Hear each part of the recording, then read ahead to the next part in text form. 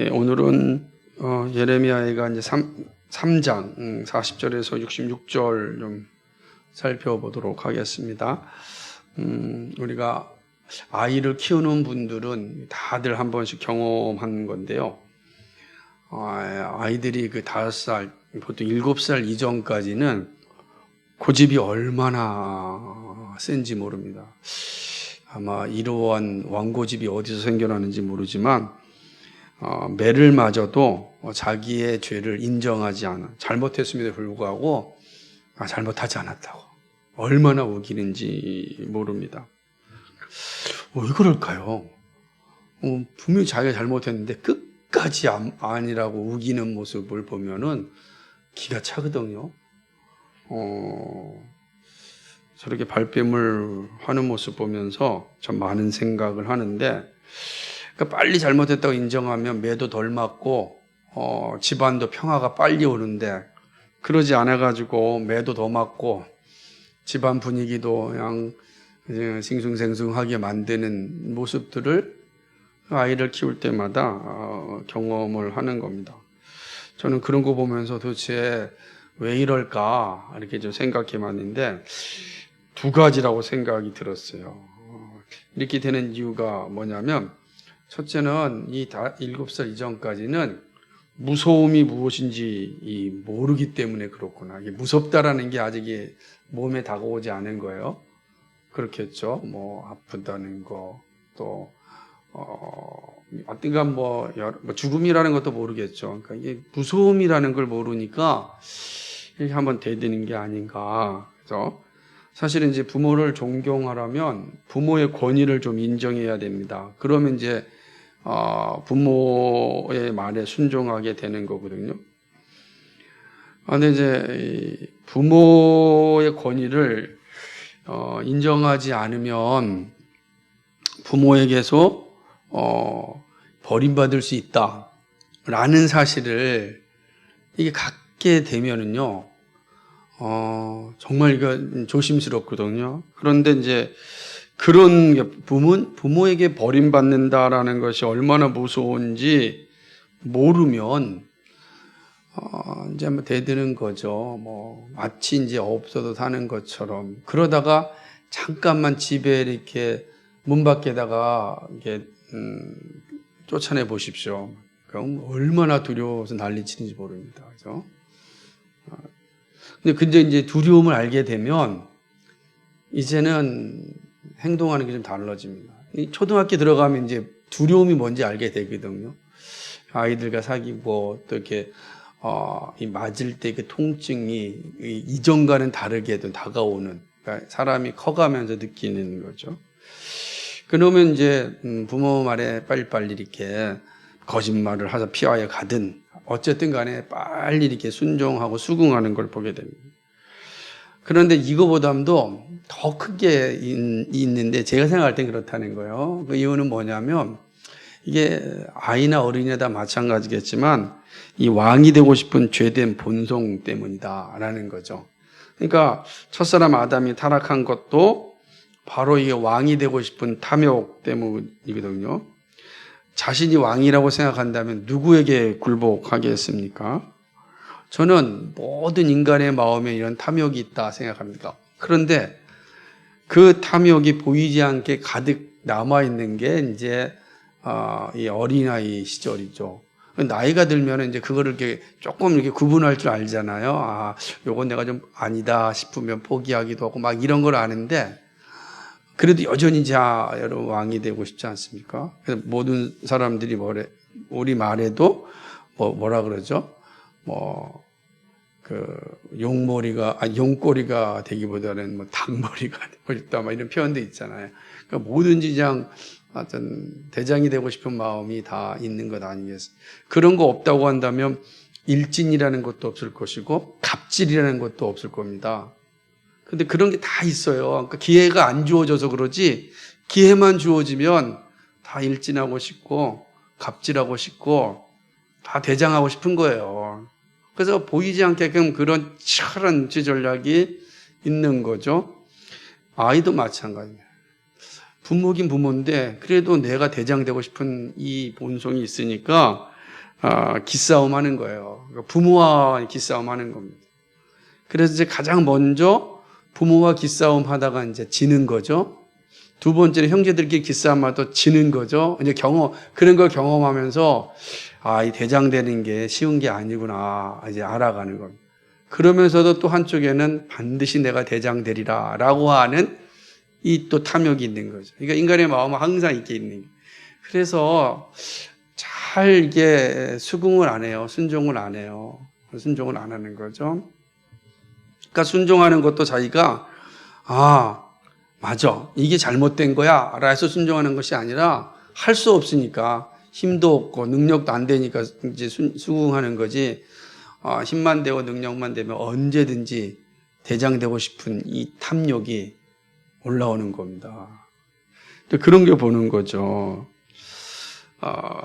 저는 이게 이제 모든 사람들의 모습, 어린아이 때부터 죄성을 가지고 태어난 모든 인간은 다 이런 모습이 있다. 그러니까 이것이 복음으로 사실은 이렇게 다스림 받지 아니하면은 그게 우리의 삶의 모습이 된다는 겁니다. 그 모습을 잘 보여주는 게 이스라엘의 역사라는 겁니다. 이스라엘 역사가 이런 모습들을 우리에게 역사적 사실로 좀 보여주고 있는 겁니다. 이스라엘의 어리석음이 어디 있습니까? 그건 하나님의 자녀잖아요. 자녀예요. 얼마나 감사합니까? 부모가 있으니까 얼마나 좋겠습니까? 그것도 모든 걸 다 할 수 있는 능력이 많으신 부모가 있단 말이에요. 그런데 대들잖아요. 이스라엘이 계속 대듭니다. 왜 대듭니까? 탐욕 때문에. 자기가 아버지의 자리에 서고 싶은 거예요. 자기가 하나님의 자리에 서고 싶으니까 아담의 본성이 여전히 이스라엘 백성들 안에도 동일하게 나타나 있는 거죠. 탐욕과 우상 숭배와 같은 이 죄를 짓습니다. 그러면서도 이것이 얼마나 아버지를 아프게 하는지 부모님을 아프게 하는지 모르는 거예요. 왜냐하면 자기 눈앞에 자기가 대장되고 싶은 탐욕이 워낙 강하니까 부모의 아픔이 들어오지 않는 겁니다. 부모가 아픈지 힘든지 이거 중요하지 않아요. 지금 내가 대장돼야 되는 이 욕망이 더 크기 때문에 그런 것이죠. 그래서 하나님께서는 선지자를 통해서 그건 정말 잘못된 일이다. 그럼 망하는 길이다. 그거 부모에게 대들면 망한다. 그렇게 얘기해 줬는데 이스라엘 백성이 듣지 않지 않습니까? 그 말에 그냥 전혀 듣지 않습니다. 그렇죠? 그리고 거부합니다. 결국은 심판의 자리에 서지 않습니까? 예레미야 선지자는 그 비참한 사실을 지금 노래하고 있는 겁니다. 이렇게 알려줬을 때 들었으면 이런 비참한 자리에 이르지 않았을 텐데 그렇게 알려줘도 듣지 않음으로 인해서 비참한 자리에 서는 겁니다. 비참한 자리에 서는 거죠. 여러분, 말씀이 없어서 우리가 불행한 것이 아니라 말씀이 주어졌는데도 듣지 않음으로 인하여 불행해지는 거예요. 이게 하나님의 은혜의 선물이 왔음에도 불구하고 선물을 자신의 것으로 받지 않음으로 인해서 불행해지는 겁니다. 그러면서도 계속 선물 달라고 떼쓰는 모습이 얼마나 처량합니까? 얼마나 불쌍합니까? 이스라엘의 모습이 그렇다고 하는 거죠. 그래서 하나님께서는 그들을 참으로 비참한 자리에 아예 내버리십니다. 그게 이제 바벨론 포로 생활을 하게 하는 거죠. 그리고 하나님을 떠나고 하나님의 말씀을 듣지 않는 것이 얼마나 끔찍한 일인가를 70년 동안 경험하게 하지 않습니까? 예레미야는 그게 보이는 거예요. 그래서 가기 전에 제발 회복하라고 회개하라고 하였지만 그들은 듣지 않습니다. 결국 이렇게 슬픈 노래를 지을 수밖에 없는 거죠. 이게 시이기 때문에 전부 다 비유로 되어 있습니다. 그러니까 이 내용 자체가 다 비유로 표현된 거니까 우리가 비유로 표현된 것들을 잘 이해하는 게 필요하겠죠. 그래서 사실은 시는 다 비유기 때문에 하나씩 만들어가기가 쉬운 건 아닙니다. 그러나 우리가 본문을 중심으로 해서 그 비유를 통해서 우리에게 말씀하시고자 하는 것이 무엇인 줄 생각해 보고자 합니다. 우리는 1절로부터 39절 말씀까지는 하나님 앞에서의 이스라엘 백성들이 처해 있는 그 절망적인 상황, 그리고 그럼에도 불구하고 하나님께서 베풀어 주신 은혜로 인하여 소망을 품을 수 있는 그 모습을 우리가 살펴보았습니다. 이게 1절로부터 39절까지거든요. 그리고 이제 40절로부터 66절까지는 그 뒤에 나타나는 모습을 보여주고 있는 것입니다. 이 역시 1장과 39장에서 보여주는 것처럼 두 부분으로 나눠주고 두 개의 단락으로 주어지고 있음을 보게 되는 것입니다. 40절에서 54절까지가 전반부고요. 55절에서 66절까지가 후반부입니다.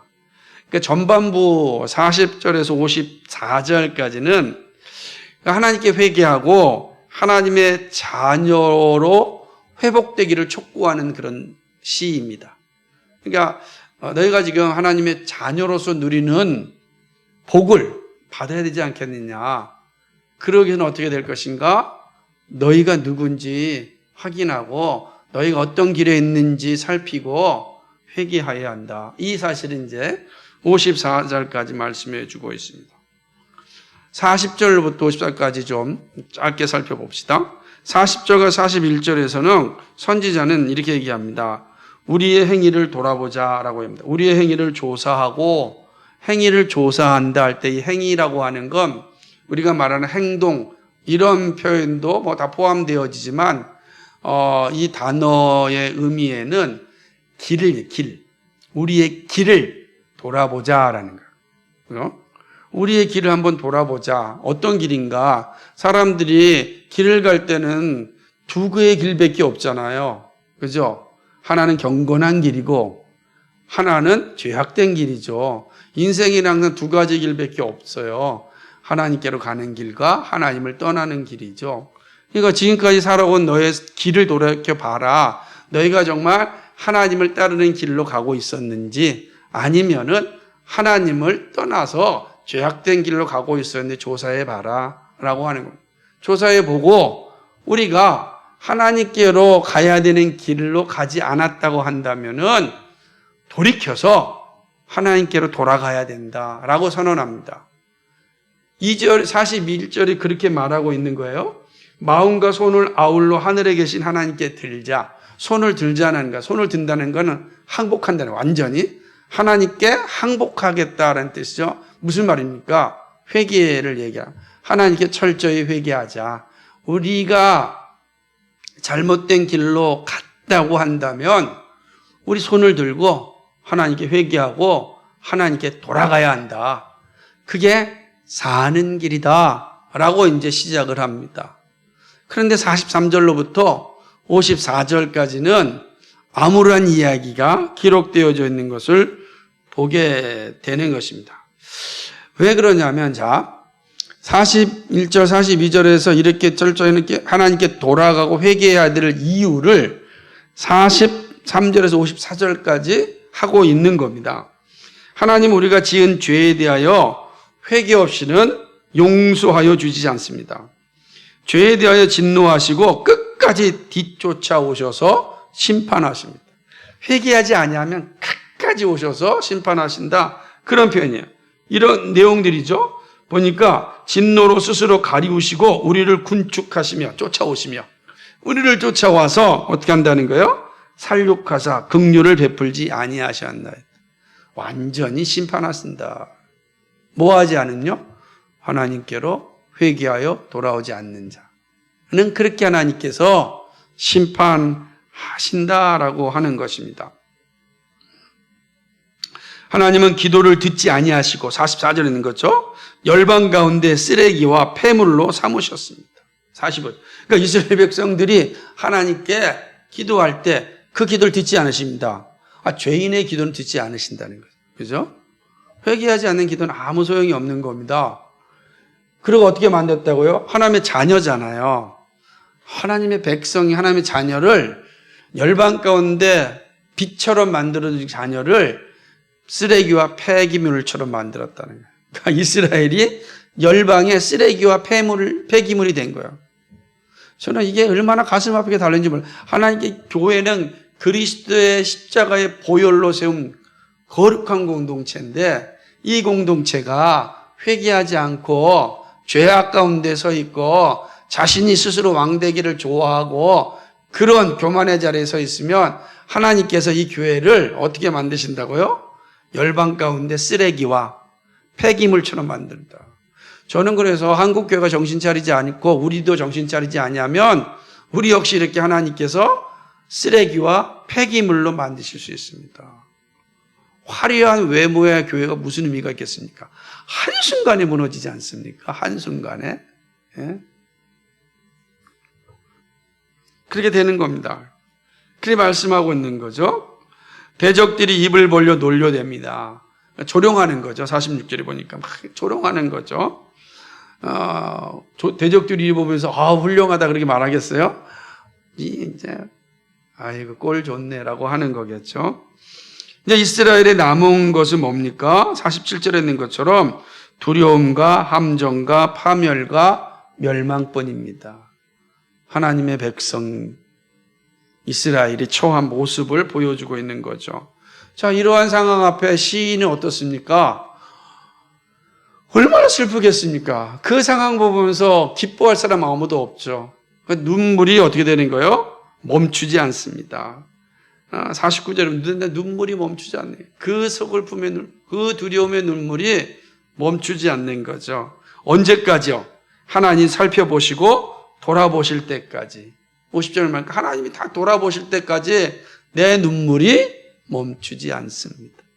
라고 하는 거죠. 처절하게 되는 거죠. 그러니까 눈물이 쉬지 않으니까 그 비참함을 보여주는 거예요.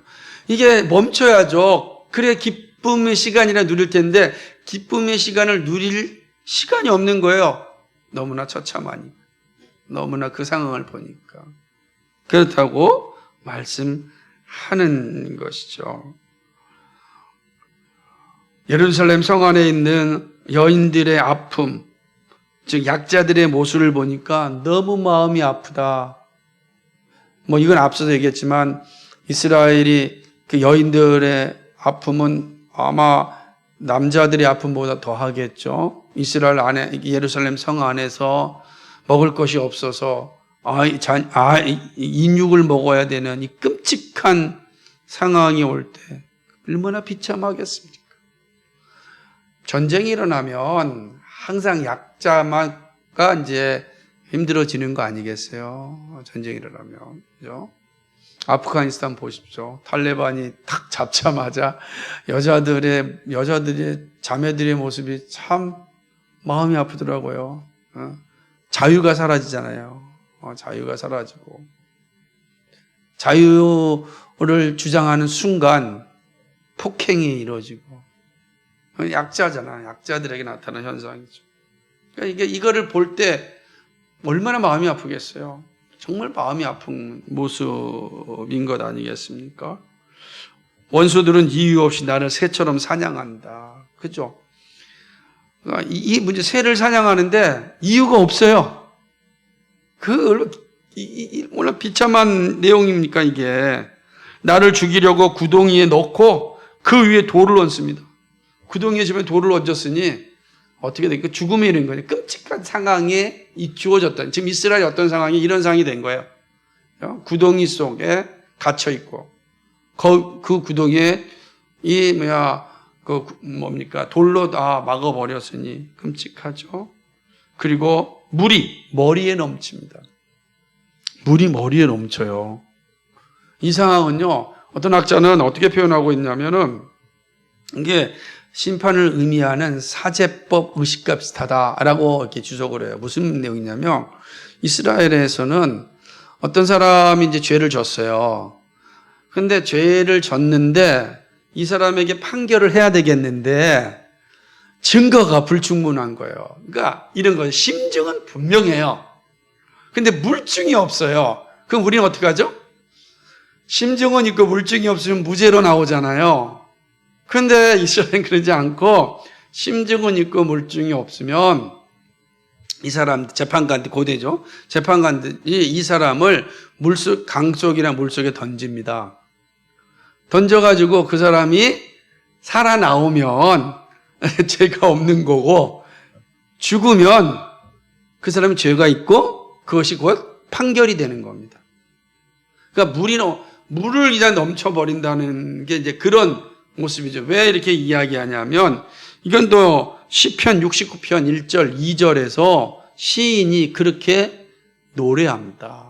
물이 내 머리에 넘칩니다. 라고 하는, 그러니까 이런 어떤 그 모습을 통해서 사실은 이제 이렇게 이 끔찍한 심판의 모습, 그러니까 철저하게 이방인들에 의하여서 심판받고 있는 모습을 이제 보여주고 있는 거죠. 자, 선지자는요, 이렇게 54절까지 우리가 회개해야 된다, 돌이켜야 된다. 왜냐하면 그러지 않을 때는 우리가 하나님 앞에 철저하게 심판받을 것이고, 그런 또 대적들에게 이렇게 모욕을 당할 것이다 라고 이야기합니다. 그게 54절까지예요. 그런데 이제 55절로부터 66절이 들어가면서 선지자는 이러한 지경에 이르게 된 이유를 이야기합니다. 그것은 바로 자신들의 문제임을 직시합니다. 그래서 철저하게 용서를 구하는 겁니다. 이게 다른 사람의 문제가 아니라 바로 우리의 문제다. 누구의 문제가 아니라 나의 문제다 라고 이야기하는 것입니다.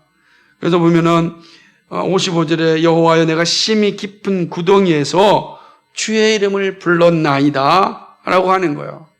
깊은 구덩이에요. 근데 그 구덩이는 어떤 구덩이죠?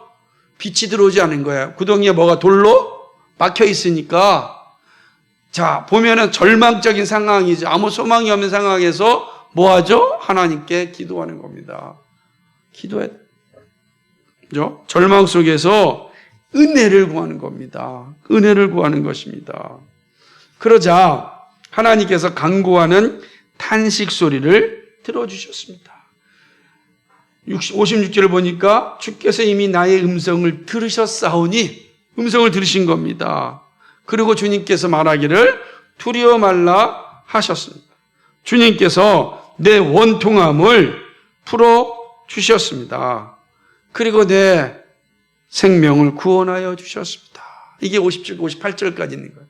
내가 그 구덩이에서 부르짖을 때 주님께서 내 기도를 들으셨고 나의 원통함을 풀어주셨고 내 생명을 구원하여 주셨다라고 노래합니다. 그러니까 이 하나님 은혜의 앞에 나아가는 거죠. 그러니까 선지자는 이 깊은 구덩이와 같은 상황 가운데 이스라엘이 어떻게 해야 된다는 거예요? 할 일을 하나님 앞에 철저하게 회개하고 부르짖어야 한다. 우리가 모든 사람이 어떻게 살다 보면 이러할 때를 경험할 수 있잖아요. 깊은 구덩이와 같은 그런 현실에 맞이할 때 할 일이 뭔가 자신의 죄를 돌이키고 하나님께 간절히 부르짖어야 한다는 거죠. 이런 후에 선지자는 이제 담대하게 원수들을 심판하여 달라고 기도합니다. 내가 당한 억울함을 아시는 주님께서 바른 판결로 해결해야 달라고 구합니다. 왜요? 원수들이 행한 보복과 음모, 종일토록 조롱과 모욕하는 소리에 대하여 갚아달라고 기도합니다. 이 말이 참 의미심장한데 63절에 보니까 저희가 앉든지 서든지 나를 노래하는 것을 주여 보옵소서. 그러니까 앉든지 서든지 뭐냐면 하루 종일이잖아요. 하루 종일의 의미의 이 비유가 하루 종일 나를 모독합니다. 그런 소리 들으면 좀 끔찍하잖아요. 이 얘기에 대해서 하나님 아시지 않습니까? 하나님 그러니 저들을 심판하여 주십시오 라고 이야기합니다. 원수들이 가진 강팍한 마음을 심판하시고 쫓아가셔서 이 땅에서 멸망시켜 주십시오. 66절이 끔찍하잖아요. 이 말씀을 어떻게 이해할 수 있는가? 이게 대부분 이제 탄식시거든요. 그러니까 시편에도 우리가 아까 살펴봤던 그 시편 67편이군요. 7절로부터 보게 되면 12절까지 동일하게 하나님 앞에 원수들을 향하여서 탄식하는 시, 탄원하는 시, 있단 말이에요. 오늘 66절에 보니까 진노로 저희를 쫓아가사 여호와의 천하에서 하나님의 나라에서 멸하소서.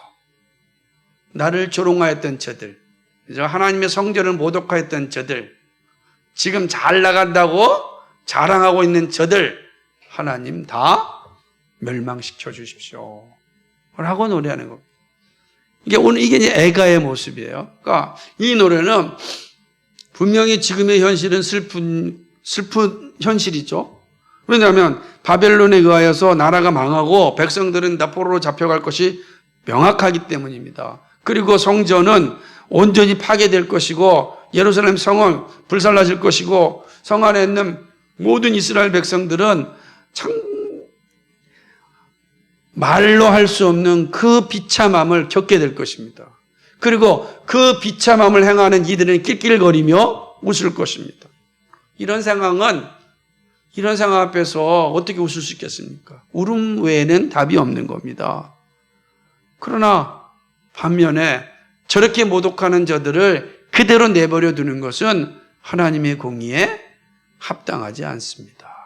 이렇게 노래하는 거죠. 이게 본문의 내용인 것입니다.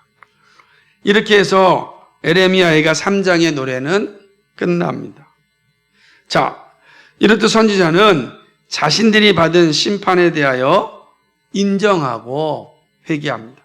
그리고 하나님의 성전을 파기하고 하나님의 자녀들을 모욕하고 조롱한 이들을 심판해 달라고 기도합니다. 선지자의 슬픈 노래는 슬픔으로 끝나기를 원하지 않습니다. 기쁨의 노래가 되기를 원하고 있습니다. 이 거룩한 노래 앞에 이스라엘 백성들은 정신을 차려야 합니다. 바짝 차려야 됩니다. 그렇지 않으면 영원히 슬픔의 노래 가운데 있어야 하는 것이죠. 그러나 안타깝게도 이스라엘은 듣지 않았고 결국 슬픔의 노래가 현실이 되었습니다. 하지만 선지자는 여기에서 기쁨으로 회복할 수 있는 길도 노래함으로 그 소망의 빛을 보여주신 것입니다. 그렇기 때문에 이 말씀을 바르게 깨달으면 슬픔이 변하여 기쁨이 되는 거예요. 그러나 바르게 깨닫지 못하면 영원히 슬픔 가운데 사는 것입니다. 자, 이것이 오늘 이 에레미야 애가 3장 하반절이 우리에게 주고자 하는 분명한 내용입니다. 이제 우리 모두가 들어야 될 교훈을 생각하고자 합니다.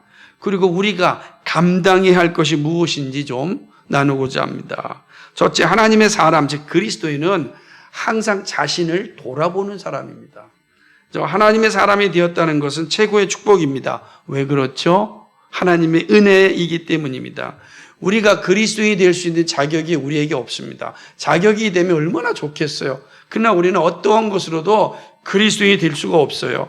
하나님의 은혜가 우리에게 임하여야만 우리가 그리스도인이 되는 것입니다. 오직 십자가의 은혜가 임하였기 때문에 오늘 우리가 이렇게 모여서 예배하고 그리스도인됨을 우리가 감사함으로 여기는 거죠. 그리스도 자녀로 살아가는 것 아니겠습니까? 그러니까 우리는 어떤 사람인가라고 이야기할 때 내가 그리스도인이다라고 이야기하는 것은 내가 하나님의 은혜를 받은 사람이다라는 의미예요. 이게 얼마나 복 있는 것인지 모릅니다. 그리스도인의 모습에서 기대할 수 있는 것, 은혜 받은 사람에게서 기대할 수 있는 것은 자신의 눈에 있는 들보를 볼 수 있는 것입니다. 여러분, 예수 믿기 전에는 우리는 항상 다른 사람의 눈에 있는 티끌 찾기에 혈안이 되어 있는 사람이었습니다. 남의 잘못, 그렇죠? 찾는데 선수들이었습니다. 남 잘못되는 거 좋아하는 사람이었습니다. 남 잘되는 거 배 아파하는 사람이었습니다. 우리가 그런 사람, 예수 믿지 않으면 딱 그런 사람이에요. 그래서 나보다 남이 우선되면 안 돼요. 그렇죠? 경쟁에서 무조건 이겨야 됩니다. 그래서 예수 믿기 전에는 열심히 벌어서 잘 살자 이거였어요. 그러니까 다른 사람이 거짓말한 것은 기가 막히게 찾아내고 다른 사람이 불법한 것에 대해서 막 돌을 던지면서 자기가 불법한 것은 온갖 합리화를 통하여서 보호하려고 하는 것입니다. 그 예수 믿기 전에 우리의 모습이었습니다. 예수 믿고 난 뒤에 은혜가 임하자 우리에게 나타나는 건 뭐냐? 내 눈에 들보를 보는 겁니다. 나나 저 사람이나 별 차이가 없구나. 내가 대단한 것 같은데 나 역시 정말 더러운 죄인이구나. 그런 것을 인식하게 되는 것이죠. 이게 은혜의 차이입니다. 그래서 우선순위가 하나님 앞에서 나는 어떠한가를 돌아보게 됩니다. 그게 코람데어요. 그 예수 믿고 난 다음에 나타나는 가장 확실한 변화 가운데 하나가 뭐냐면 나는 하나님 앞에서 어떻게 살았는가. 자신이 살아왔던 길을 돌아봅니다. 예수 믿고 나면 뒤돌아보니까 내 길이 어떤 길이었어요? 형편없는 길이었구나. 정말로 하나님의 은혜가 아니면 이렇게 썩어 빠진 길로 갈 수밖에 없는 거구나. 알게 되는 겁니다. 그 깨닫는 거죠. 비로소 죄에 대하여서 슬픈 노래를 부를 수 있는 사람이 된 것입니다. 여러분, 신약에서 이렇게 슬픈 노래를 불렀던 사람 한 사람, 대표적으로 한 사람 뽑으라고 한다면 누구를 뽑겠습니까? 자, 우리가 잘 알고 있는 바울입니다.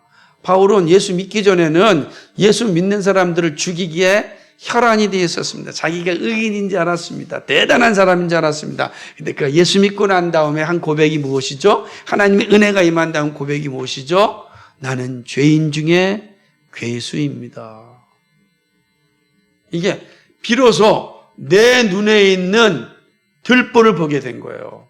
내가 누구인지 돌아보게 된 겁니다. 그리스도인 누구인가? 자신을 돌아보는 사람. 여러분, 항상 우리 나를 돌아볼 때 비로소 내가 그리스도인의 삶을 살 수가 있습니다. 이 오늘 애가를 통해서 배우는 거죠. 뭐라고 얘기합니까? 우리가 스스로 행위를 조사하고, 이 내용이죠. 둘째, 그리스도인은 돌아갈 곳이 분명한 사람입니다. 하나님 앞에 슬픈 노래를 부를 수 있다면 일단 소망이 있습니다. 왜 그렇죠? 은혜 받을 기회가 우리가 충분하기 때문입니다. 저는요, 죄에 대한 고백을 한다는 건 은혜가 임하였다는 뜻이거든요. 그러니까 내가 죄에 대해서 고백하지 않는 것은 은혜가 임하지 않았다는 반증이거든요. 그러니까 하나님의 그리스도의 놀라운 은혜가 우리에게 임하니까 내 안에 있는 이 잠자던 영혼들이 깨어나가지고 죄를 볼 수 있게 한 거죠. 그리스도의 은혜가 임한 거예요. 그래서 내가 죄를 인식한다는 건 최고의 복입니다. 내가 죄인이구나. 저는 죄인입니다. 이렇게 말하는 건 위대한 축복이에요. 왜요? 그리스도의 은혜가 우리 안에 임하였기 때문에 그렇습니다. 그리스도의 은혜가 임하지 않고는 누구도 자신을 죄인이라고 말하지 않습니다. 그렇죠? 더군다나 이렇게 죄를 인식하게 되고 고백하게 될 때는 회복의 은혜가 있는 것이죠. 생각해 보십시오. 우리라고 할지라도, 그리스도인이라고 할지라도 죄에서 자유롭습니까? 그러지 않아요. 여전히 죄와 싸우지 않습니까? 죄에 굴복당할 때도 수없이 많지 않습니까? 저는 그리스도인의 행복이 어디 있냐면 죄에서 자유한 것이 아니라 죄와 싸울 수 있는 힘을 공급받을 수 있다는 것이 가장 큰입니다. 우리 다 죄 짓고 살지 않습니까? 그런데 우리가 그 죄로부터 회복할 수 있는 힘이 있습니다. 바로 성령의 도우심입니다. 그죠? 그리고 언제나 쉴 수 있는 하나님의 품이 있습니다. 하나님의 그 품, 따뜻한 품. 예수님께서 말씀하시기를 수고하고 무거운 짐진 자들아, 아마 여기 여러 가지 함의가 포함되죠. 믿음으로 살다가 지쳐있는 사람들 수도 있지만 죄로 인하여서 허우적거리고 있는 사람들, 수고하고 무거운 짐진 자들아 다 내게로 오라. 내가 너희를 쉬게 하리라. 그리스도인에게는 이 쉴 수 있는 곳이 있습니다. 돌아갈 곳이 있다라고 하는 것이죠. 그것은 하나님의 품입니다. 하나님을 떠나면 절망입니다. 쾌락과 즐거움이 있는 것 같아도 마침내 슬피 울며 이를가는 저주의 자리에 서게 되는 거예요. 하나님 품을 떠나면 잠시 행복한 것 같이 보입니다. 그러나 그 사람이 가는 길은 슬피 울며 이를 가는 저주의 자리입니다. 그리스도인은 자신을 돌아볼 수 있고 회개할 수 있고 용서받을 수 있으며 돌아가실 수 있습니다. 이것은 장차 주어질 하나님 나라를 또한 바라보게 합니다. 우리가 장차 그 나라에서 이 땅에서 겪었던 모든 고통을 다 내려놓고 참된 안식을 누릴 것입니다. 얼마나 감사한지 모릅니다. 그래서 그리스도인은 이렇게 돌아갈 곳이 분명한 사람. 아, 그렇구나. 그러니까 뭐 할 수 있어요? 회개할 수 있는 거예요. 기도할 수 있는 거고 하나님께 내려놓을 수 있는 거예요. 분명하니까. 마지막 세 번째는 그리스도인은 공의의 심판을 확신하는 사람입니다. 하나님이 행하시는 공의의 심판이 있기에 잠시 당하는 불의를 이겨냅니다. 지금 공의를 보지 못해도 반드시 공의의 심판이 이루어짐을 압니다. 그래서 핍박과 조롱과 모욕하는 자들의 머리에 진노의 숯불이 놓여지는 것을 압니다. 저들이 나를 모욕하고 저들이 나를 조롱하고 하나님을 비방하는 자들 잘 사는 것 같지만 지금 그들 머리에 심판의 숯불이 차곡차곡 쌓이고 있는 것입니다. 우린 그걸 알지 않습니까? 그래서 인내할 수 있는 겁니다. 안타까운 거예요. 저렇게 하나님을 비방하고 모욕하는 건 하나님의 진노의 숯불이 쌓이고 있는데 그걸 아는 거예요. 아니까 어떻게 돼요? 인내하는 겁니다. 같이 죄 짓지 않는다는 거죠. 모르면 같이 죄 짓습니다. 이해는 이죠. 눈에는 눈이고, 그죠? 눈에는 눈이죠.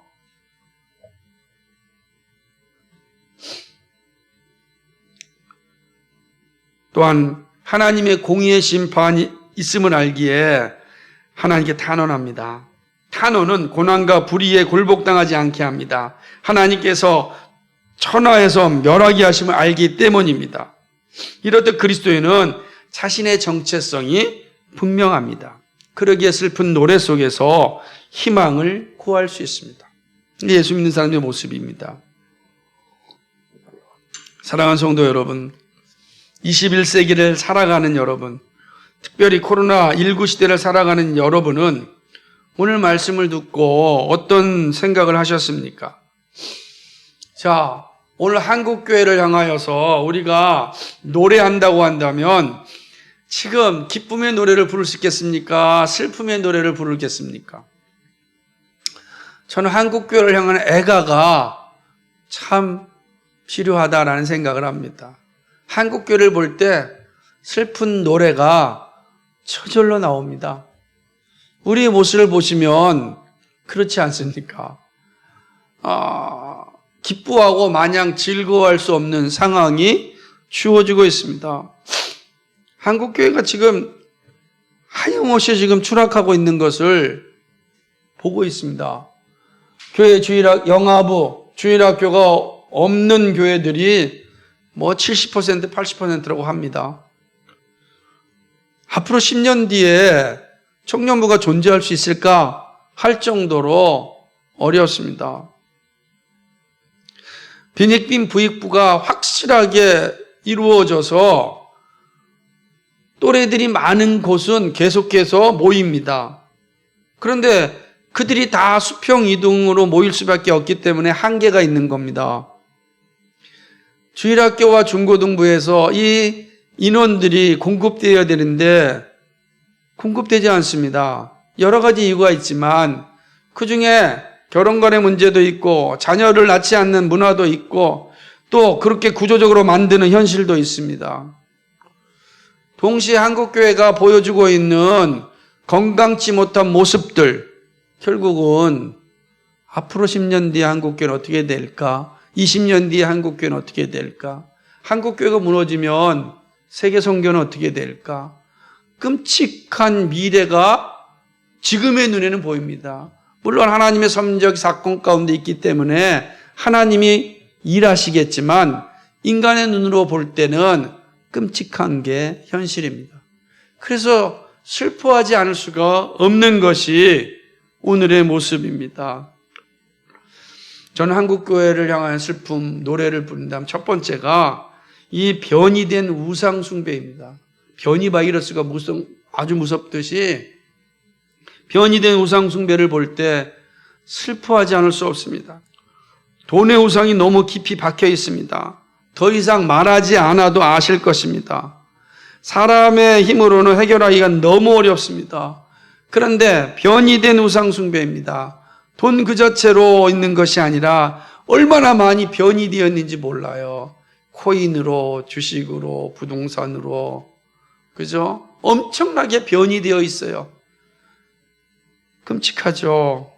이게 어떻게 해결할 수 있을까?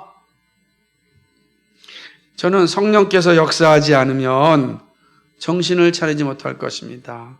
한계선까지는 우린 다 할 수 있는데 지금의 모습은 한계선을 넘어가 있다는 게 문제입니다. 한계선을 넘어가 있어요. 예? 아니, 아파트, 25평 아파트 한 채 10억이 된다는 게 이게 말이 됩니까? 이게 무슨 장난도 아니고. 이 변이 된 우상숭배, 다 우상숭배에 빠져서 이렇게 되는 거예요. 두 번째 슬픔은요, 직분자들의 타락입니다. 그 가운데 목사와 장로의 타락이 심각합니다. 특별히 교회 정치를 행하는 이들이 권력을 잡고자 펼치고 있는 추악한 모습은 참으로 섬뜩합니다. 그들을 볼 때 천국에서 볼 수 있을지 모르겠습니다. 또한 직분자들이 세상에서 보여주고 있는 이 거룩함에 대한 훼손입니다. 교회에서는 거룩한 직분자인데 세상에서는 거룩한 직분자로 살지 않습니다.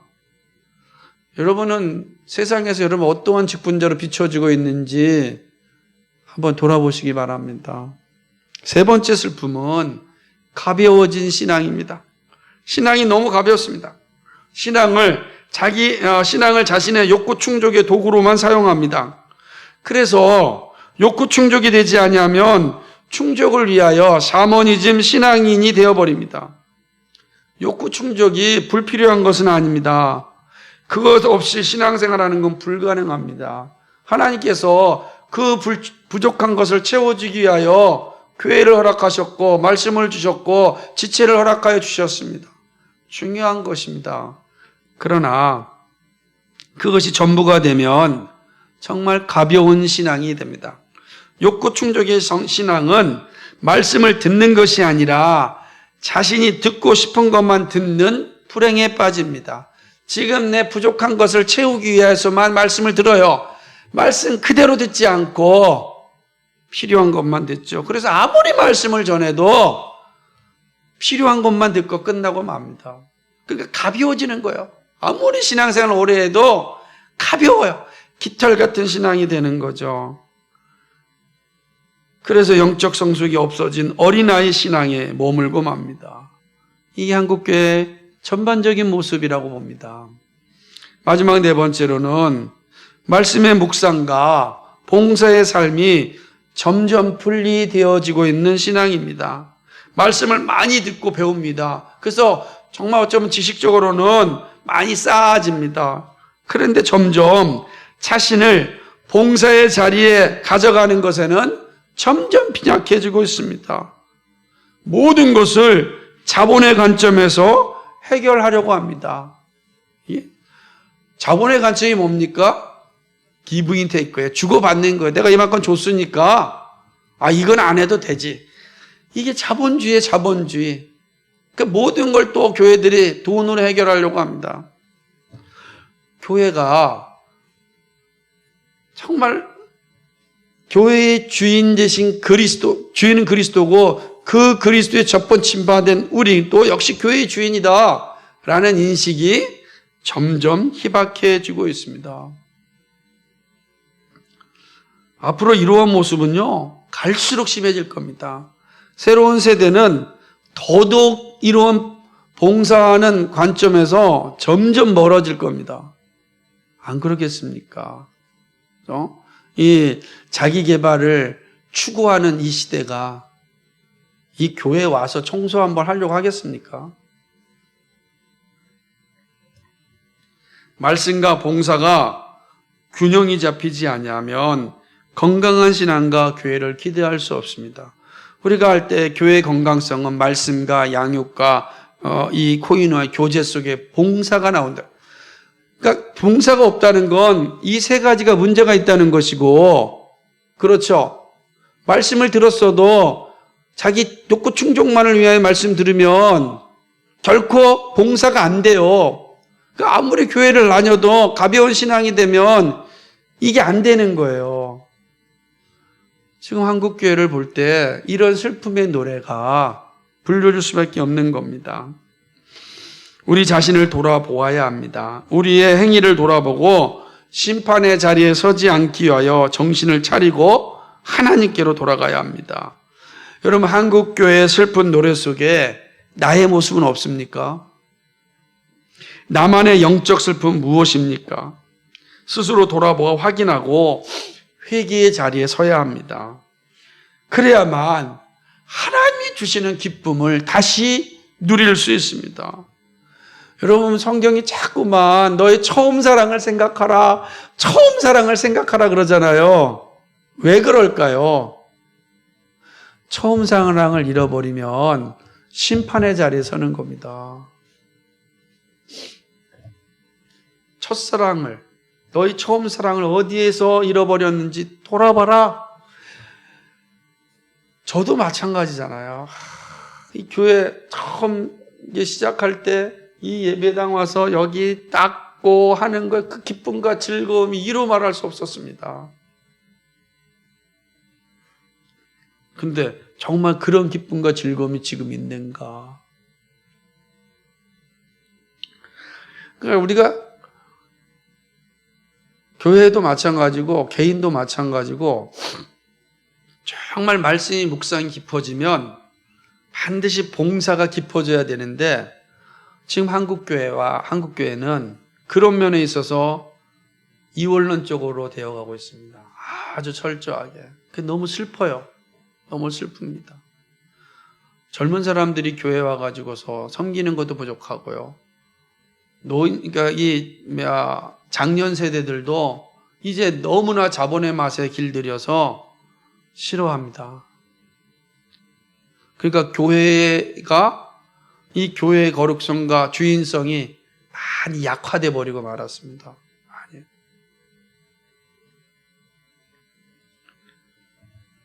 우리 자신을 돌아봐야 됩니다. 그래야만 하나님 주신 기쁨을 누릴 수 있고 영적인 쉼이 충만해집니다. 한번 따라해 봅시다. 하나님께로 돌아가자. 기도하겠습니다. 거룩하시고 자비하신 하나님 아버지, 고맙고 감사합니다. 하나님께로 돌아가는 저희들 되게 하여 주옵소서. 이스라엘을 향한 슬픈 노래가 우리의 노래가 됩니다. 한국교회 슬픈 노래가 나의 노래가 됩니다. 하나님 아버지, 정신 바짝 차리게 하여 주시고 더 큰 슬픔과 고통의 자리에, 아픔의 자리에, 비참한 자리에 서지 않도록 주님 도와주옵소서. 주님 오시는 그날까지 정말 믿음의 길을 잘 감당하여서 하나님이 주시는 기쁨을 만끽할 수 있도록 주여 도와주옵소서. 어떤 순간에도 우리에게는 영적인 쉼의 자리가 있다는 사실을 기억하고 힘들고 어려울 때마다 수고하고 무거운 짐진 자들아 다 내게로 오라 말씀하시는 그 주님의 초청을 항상 기억하고 주님께 나가서 주님이 주시는 힘으로 주님이 주시는 능력으로 살아가게 하여 주옵소서. 그리하여 주의 몸된 교회를 든든히 세워 주님 오심을 잘 준비할 수 있도록 인도하여 주옵소서. 결코 쉬운 일이 아님을 잘 알고 있습니다.